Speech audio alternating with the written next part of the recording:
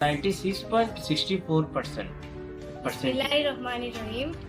My name is Masma Begum and I was born in Borgul, Rathabadi, Assam.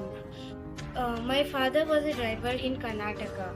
So he admired the facilities of education and the education was so good that he took us to Karnataka.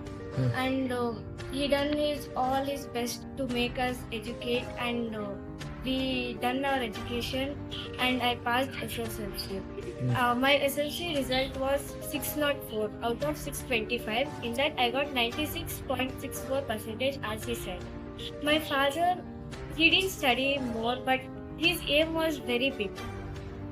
He wanted to become an pilot. But because of his education and like some family problems, he cannot do. But he have very good hopes on us that we would fulfill his dreams and we'll try our best to fulfill.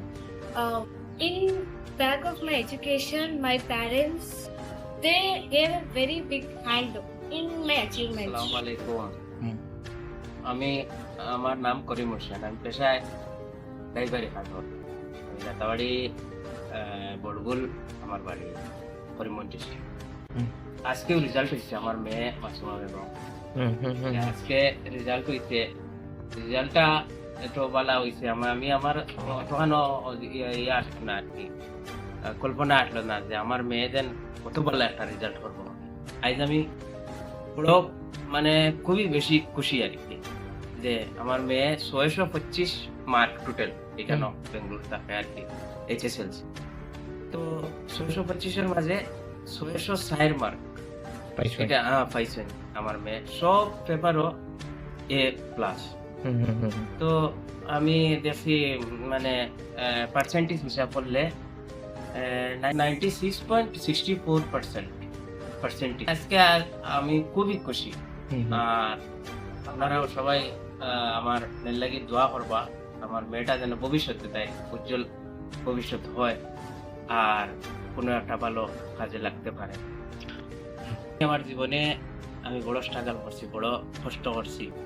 এরপরে আমি চাইছি আমি মেট্রিকটা কমসে কম আমি clear করতাম, কিন্তু আমি পারছি না, 2-3 বার দিয়াও। আমি সেদিন থেকে একটা প্রতিজ্ঞা করেছিলাম যে আমি আমার জীবনটা এরকম হয়েছে আর আমার এই মেয়ের লাগিয়ে আমার ছেলের লাগিয়ে যে তারা ভালো একটা শিক্ষা দেওয়া যায়, এটা আমার আর কি একটা খুশি আর কি। আর আপনারা সবাই দোয়া করবা। আজ আমার বড় খুশি আর এই ঠিকানা নাই, আমার বড় খুশি আমি আমার মেয়েটা এত ভালো রেজাল্ট করেছে।